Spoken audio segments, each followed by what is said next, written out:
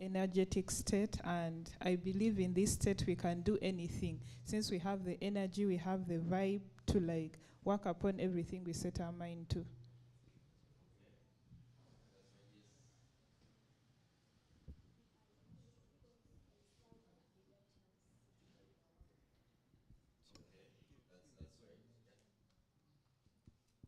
Well, young people are unique because one, we're like the future of tomorrow, and the decisions we make, they count a lot in affecting. That's why there is a lot of empowerment around young people, because anything that is comes with controversy, like it affects us health-wise, education-wise, social-wise, like anything. So that's why there is a lot of energy in empowering us. Thank you.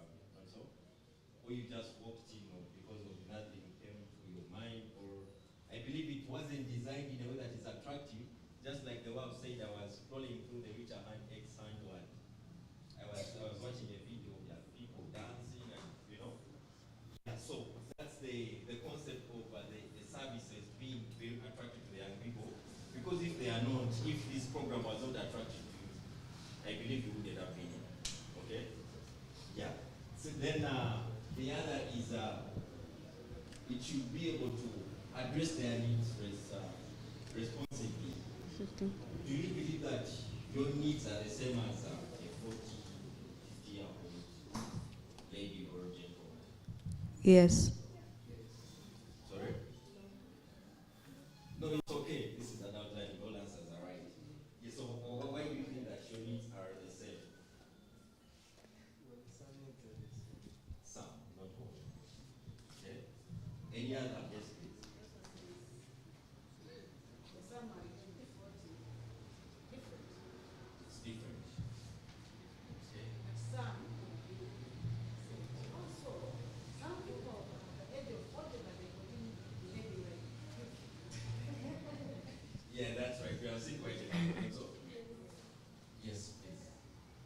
Yeah, I think most of our needs are the same. Yes.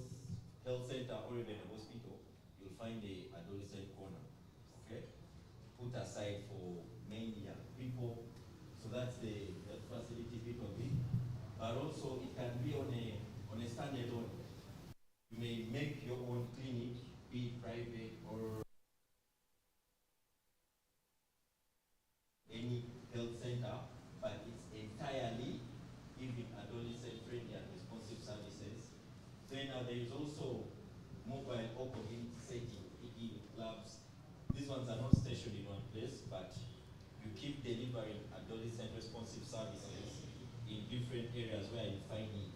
If you get to know that such and such a community is a hotspot for child marriages or teenage pregnancy, you may run your mobile adolescent clinic, you go camp there, give them adolescent-friendly services, and then come on to the community.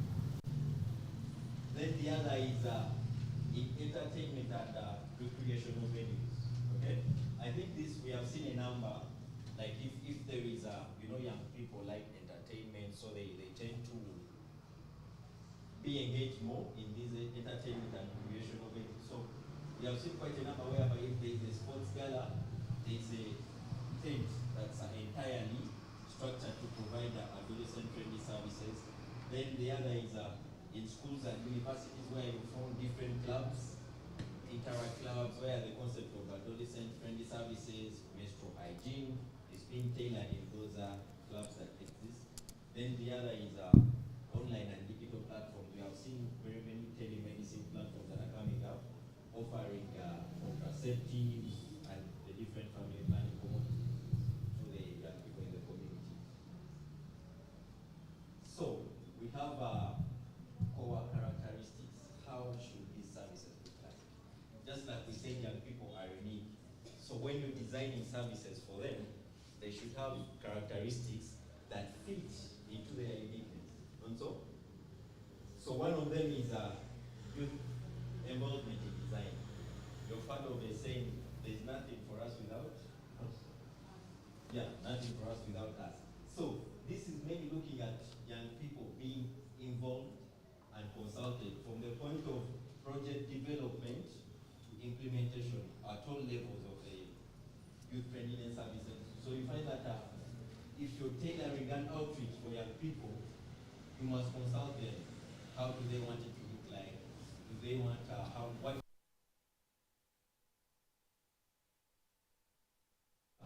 youth involvement in design? Then the other is accessible and responsive.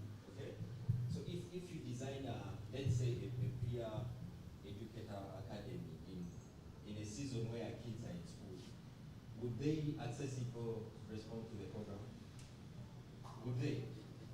Because we believe most of these young people are in school, be it upper adult learning or tertiary, secondary, or even primary. Okay, so they must be accessible depending on their different characteristics.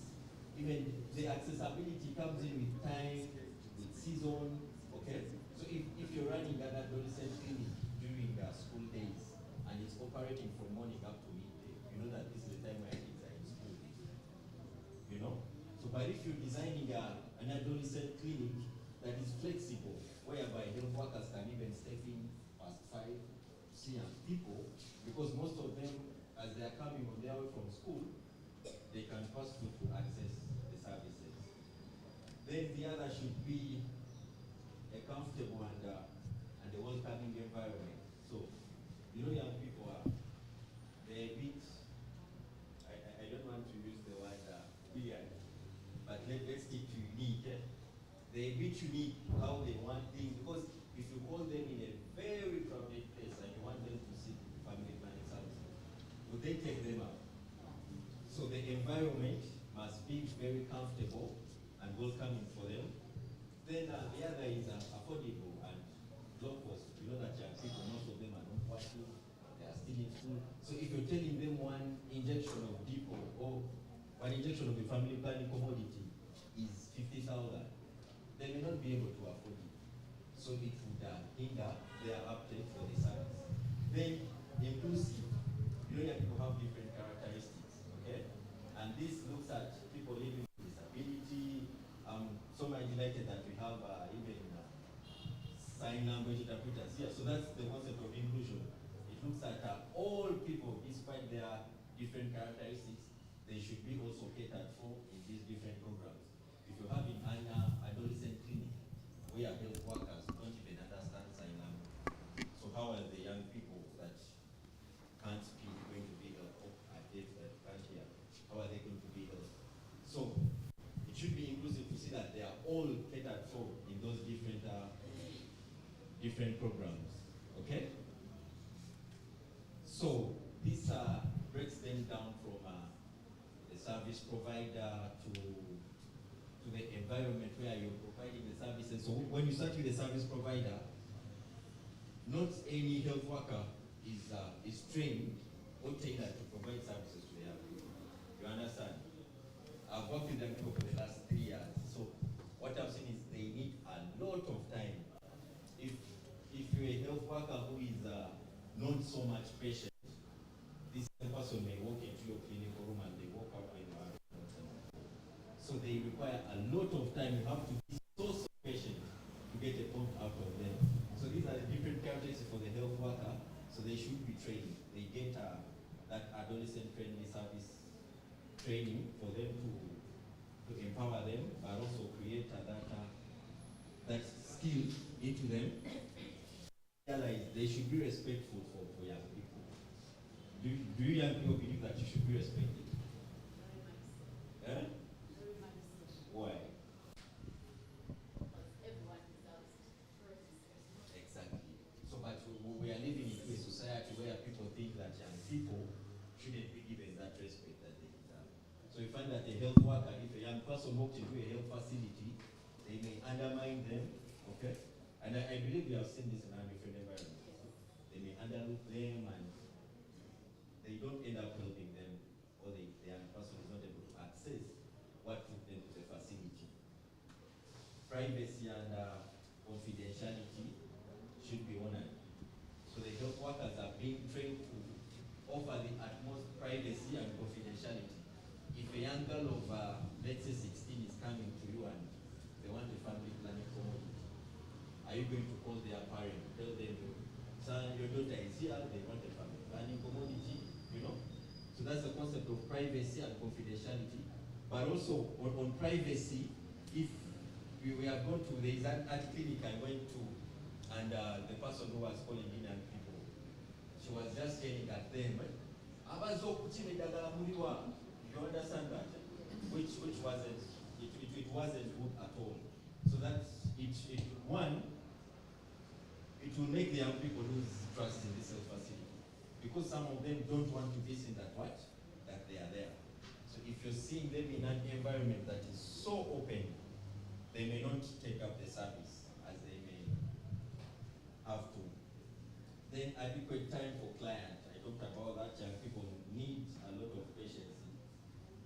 If you to get something out of them, then peer counselors should be available.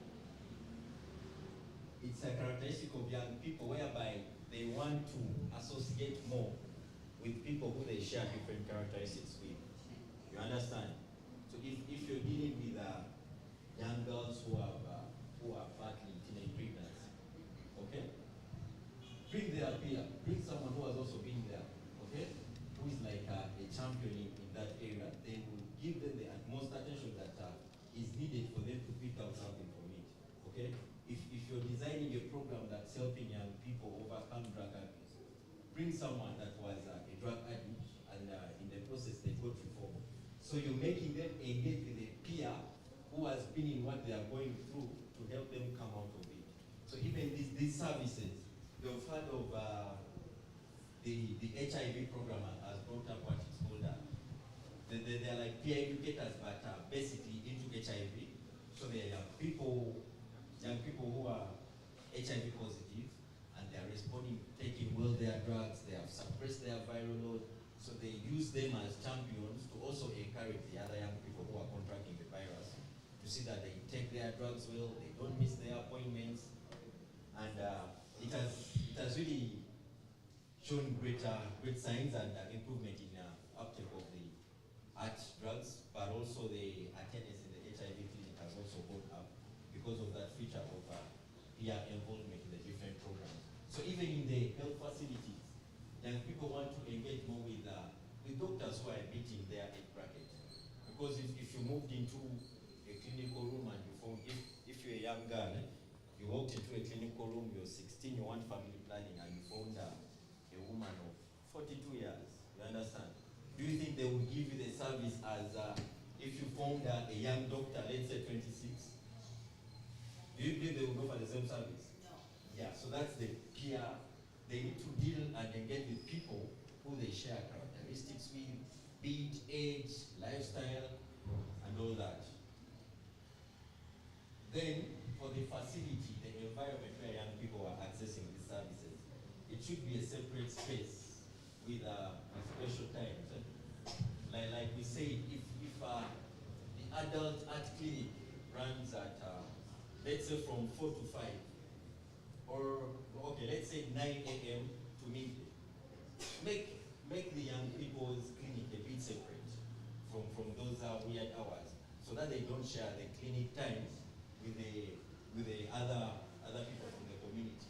Then convenient hours, we already spoke about that. Then convenient location, adequate space and sufficient privacy with a comfortable surrounding. The other is the program design, youth involvement in design and continuing feedback. You know, if you've designed a program for young people, how are you getting feedback from them? Okay, you have to read them up, tell them we made this and this and this. How are you finding it? So that they are able to benchmark it and come up with different models, either to improve it when you're getting it from them. But if you're going to improve it depending on your own understanding, it may not help them as such. Yes, please. Just the last point before the next healthcare. Say convenient what? Location. Comfortable surroundings or convenience. Does that apply to providing Wi-Fi? Because the young people, most of them have like smartphones. Yeah. They would want to come to that service, and then as they're scrolling and waiting during the waiting time, they want to be scrolling on their TikToks and their what. So you provide Wi-Fi in that. Yeah, They'll be very happy to do the gift offering. exactly. So that's very creative for young people. You know, we like Wi-Fi. So if they told you that there is an adolescent corner here and an adolescent corner there, the one here has Wi-Fi, the one there doesn't. Where will you go? Okay? Yeah. That's a good one. Thank you so much. Then the program, youth involved in the design and continuing feedback. You have to keep young people should be in the process of benchmarking the program. So you tell them, we gave you this health worker. How are you finding them? Are they helping you? If no, you have to go and find out why. Okay? So that you get to identify the areas of improvement. Then broken clients should be welcomed. Appointments arranged rapidly. If a young person walked in, you know young people are always shy, not all of them. I already see some shy people around here. So they walk into a facility and there is no one welcoming them, that enough will be enough bias. Yes. They may not even go into the clinical room or even the gate of the facility. They will just walk away. But if you had peer educators on ground, they're able to welcome these people, usher them to the registration, to the point of health workers, it would really, really be of impact on the uptake of the services. Then no overcrowding and short waiting times. You know, young people they seem to have a lot to do in courts. So if they have come to a facility and they are waiting for hours and hours, they get bored in there. And Those chaps are they're not patient at all. exactly. Yeah, that's so true. So you need to see their waiting time. We know at some points it's not being a health worker. Sometimes it's the waiting time is not it's way beyond us. Okay, but you have to make it a bit bearable, like she said. Give them try at least to keep them engaged. But to keeping someone waiting in the line and they're just looking on. So either they may walk out, or even when they go back home, they won't be pulled to come back, or even refer their colleagues. They'll tell them, you're going there, you're going at 9, you'll come back at 4. You understand? Then they should be affordable.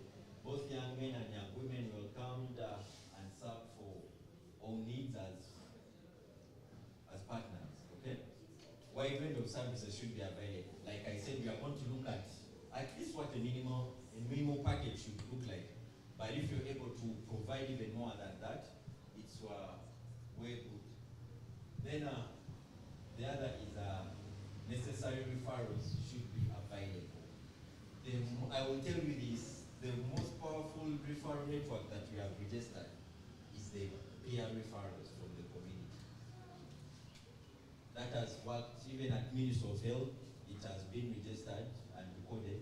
The peer networks have referred very, very many young people to access services, be it HIV services, sexual reproductive health. So if you have this information, well, you're able to go to your different communities, your roommate at hostel, your classmates, you're able to refer them to access the different services to the different locations where they are available. Okay? Then publicity and recruitment that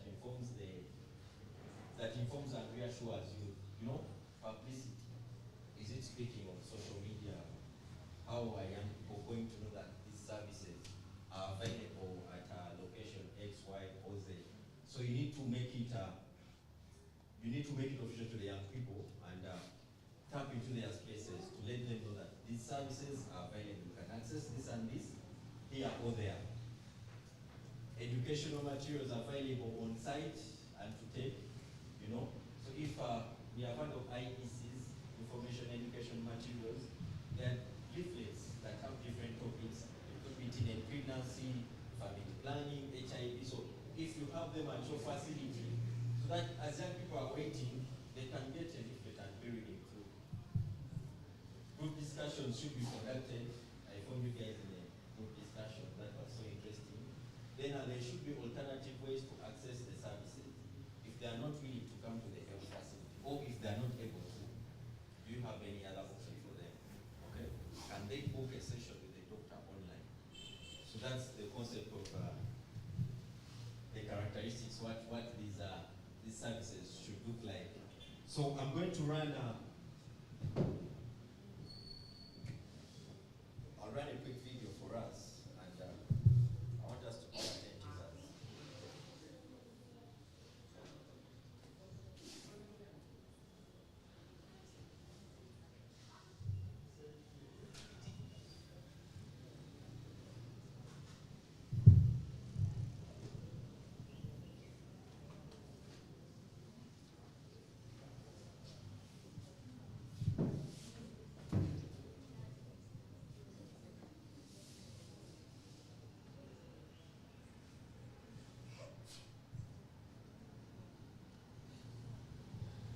Okay, so I'm going to run this video. Let's listen in well. That has continued to dominate Uganda's television screen. Images of powerful individuals in government sleeping as the president, the fountain of honor, and commander-in-chief of the armed forces addresses the nation on critical issues that they are in charge.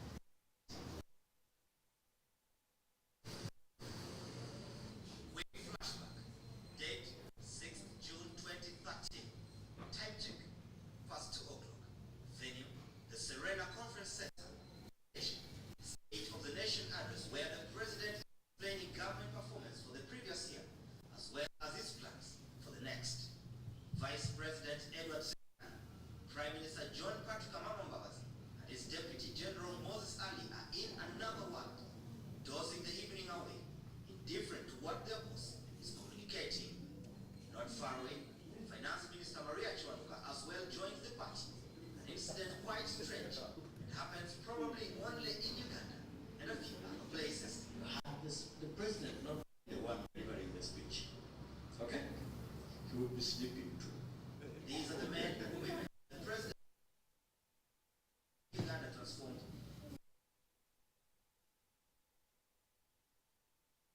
The questions on whether the decision of these top guns in government to sleep and such infrastructure, miserable roads, and health facilities. It is really a very unfortunate situation because this is the time the officials really needed attention. The same sleeping group is the one that the president enjoys working with. They are all tired, right from the president, the vice president, etc. Those are grandfathers who should, for the few hours they are children. As Williams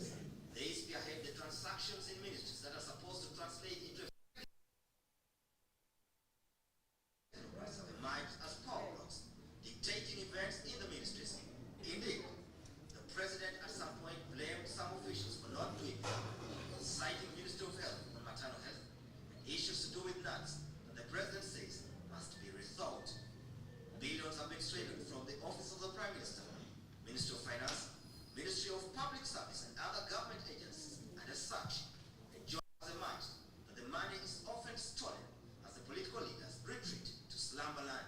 You cannot expect life to be better. One with a sleeping president, with a sleeping vice president, with a sleeping cabinet. If you looked at the red paper today, the headline is "They have slept again."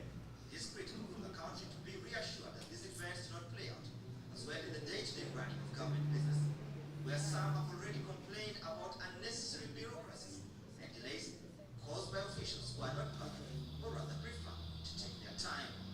And yet, the president promised improved service delivery in the next financial year, and many will be looking out for its implementation. In any case, the resources are limited of members of parliament in the opposition. Things that Ugandans cannot understand that. You think Ugandans have not read the book of Genesis? To know that things take time. Promising is one thing, delivery is another. And as people in charge continue to sleep during critical hours, the public might be worried as chances are that the promises could pass unnoticed. Some have argued that most top guns in government have since become weak, consumed by old age, yet they have never thought about hanging their political boots as the countries continue to suffer the repercussions of their tiredness. Surprisingly, even some younger people are falling prey to the sleeping bag. Subject Joseph, WS Television from the Uganda Parliament.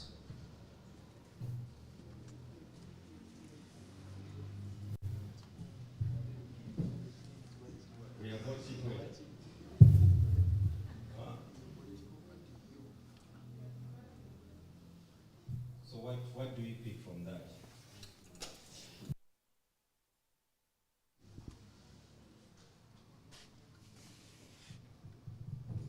What do you pick from that pick? Yes.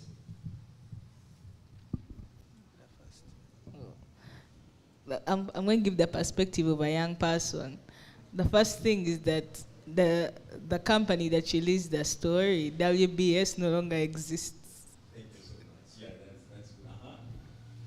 Any other? When you watch the video, you notice that the people that were dozing were more of the older age, despite a few that were younger, which was also showed. It shows that as one grows or as one ages, the body tires. Okay, thank you. Any other? When I watched the video, like most of older people, they don't want to leave the positions for young people.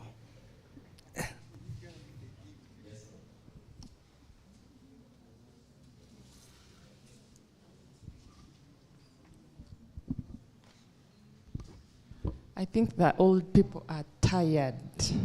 They are indebted, they have a lot of stress, they have a lot of problems, social, financial, and so they are very exhausted and tired, but they have stuck in those positions which would be occupied by young people who are still vibrant, energetic, fresh, with less stress.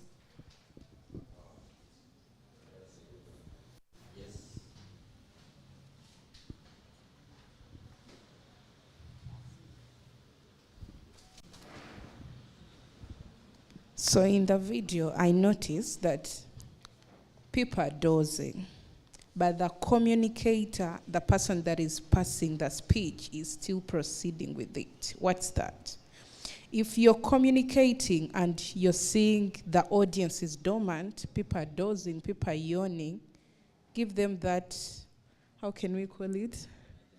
Give that energizer, do something about it. If it fails, make it for another day and you give out the speech, they will still receive it warmly.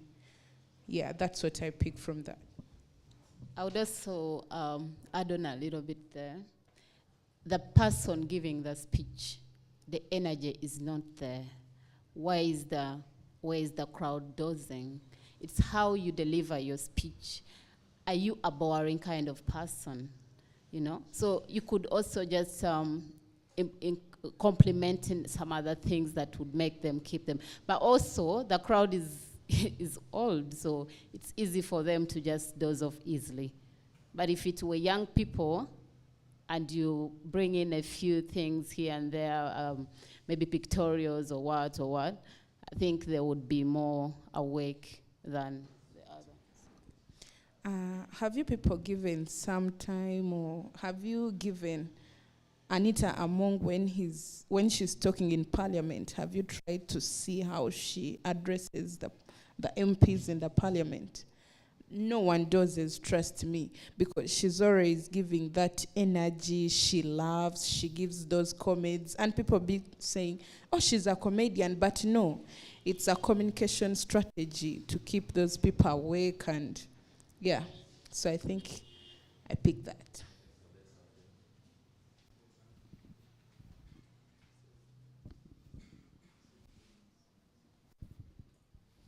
Okay, to me, when I was following the video, according to how the journalist was communicating, you realize that that dozing crowd or the sleeping crowd were all in the old age. So literally they have served in these positions for so long, to the extent that, for lack of a better word in Luganda, tugamba tebakyalina kiddako. Yeah. So I think now there is a need to bring in a set of people with fresh minds, so that maybe they can resolve ideas and get new strategies to some problems. But then you realize that the person who was addressing also, I think, ran short of this understanding, and for that reason he continues to address the crowd, actually the specific crowd that he actually wants. Those are the people he prefers in there. Someone said if he wasn't the one delivering the speech, he would also be those.